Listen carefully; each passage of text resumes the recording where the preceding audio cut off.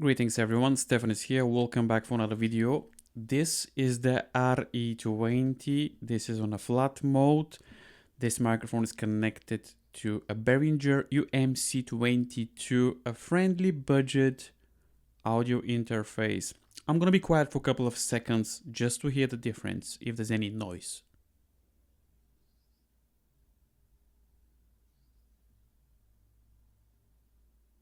The volume of this microphone says 100%, and we have a very healthy recordings, as I can see on my DAW.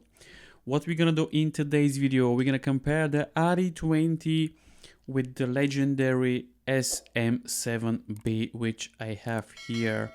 So this microphone was released in 1968, makes it older than the Shure SM7B. So we're gonna use both microphones and we're gonna compare which microphone sounds better for you. So the next microphone will be the Shure SM7B. And now you're listening the Shure SM7B connected to UMC22, a budget audio interface. Both microphones will be level up on post, no post processing, no editing. Both microphones will be on a flat mode. The only thing I'm gonna do is just level up the both sounds, so we'll make sure that they're both equal. Other than that, this is the Shure SM7B connected to UMC22. I'm gonna be quiet for a couple of seconds and let's hear if there's any noise.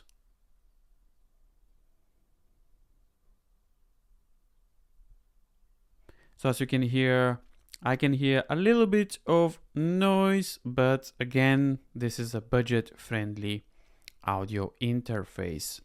Very excited about this comparison because we have two legendary microphones in the studio. We have the RE20 and the SM7B, which actually is probably one of the most popular microphones for podcasts, especially to the Joe Rogan and many streamers, YouTubers, and so on.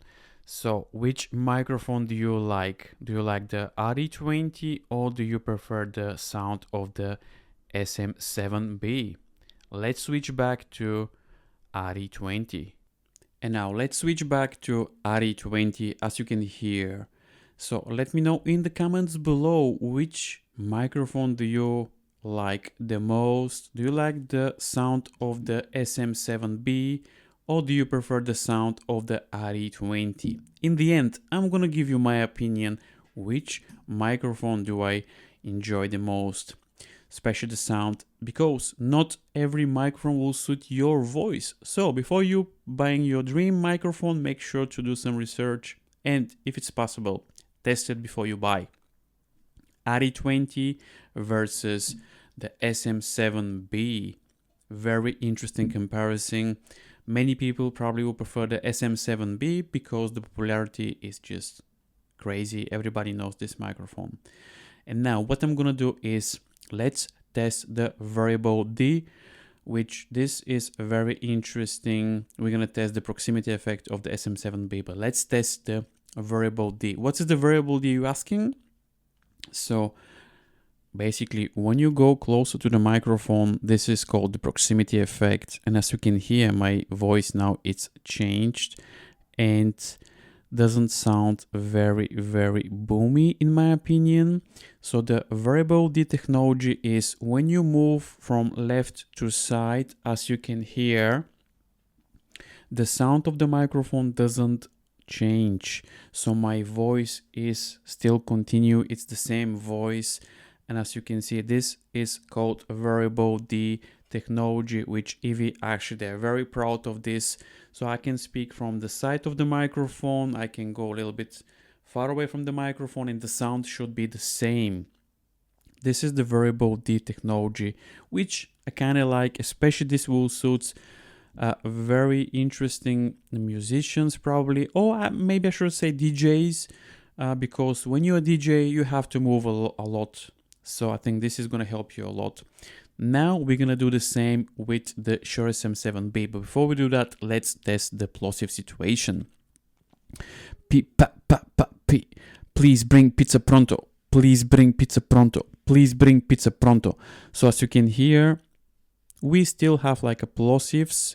I mean, we have a built-in like a pop filter inside, but I highly recommend to use some pop filter when you record.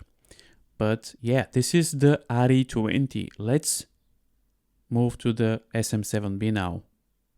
And now you're listening to SM7B. We're gonna do the same situation now. So let's test the plosive situation. Please bring pizza pronto. Please bring pizza pronto. So I have the feeling that the SM7B is doing much better with the plosives. And the reason for that is because the capsule of the SM7B it's not very close. So that's why I think the plosive situation is going to be much better with the SM7B.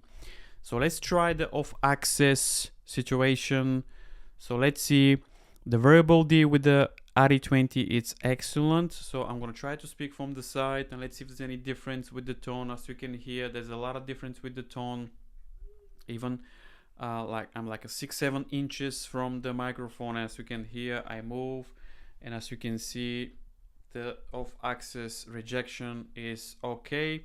And when I go closer to the microphone, so this is the proximity effect of the microphone, you can hear there's a lot of difference between the RE20 and the SM7B.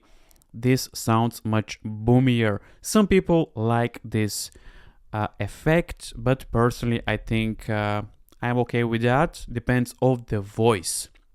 So this is the SM7B, the proximity effect. Let me know in the comments below which microphone do you prefer. And now let's wrap this video. Let's switch again to RE20 and I'm gonna give you my opinion which microphone I prefer. And now let's give you my opinion which microphone do I prefer. So I prefer both microphones, but if I have to choose a microphone, I will go with the RE20. And the reason for that is because I do like how this microphone complements my voice. I think my voice sounds much brighter and I just love it. So for spoken word, I think the RE20 is the microphone to buy. SM7B, from other hand, is super popular, and if the voice sounds much better with the SM7B, you should go with the SM7B. So I am gonna use both microphones, but for spoken word, I think the RE20 wins. So there you have it, guys. If you have any questions, please leave it in the comments down below. Thank you very much for watching. Subscribe, turn your bell notification, like, and I'll see you in the next video.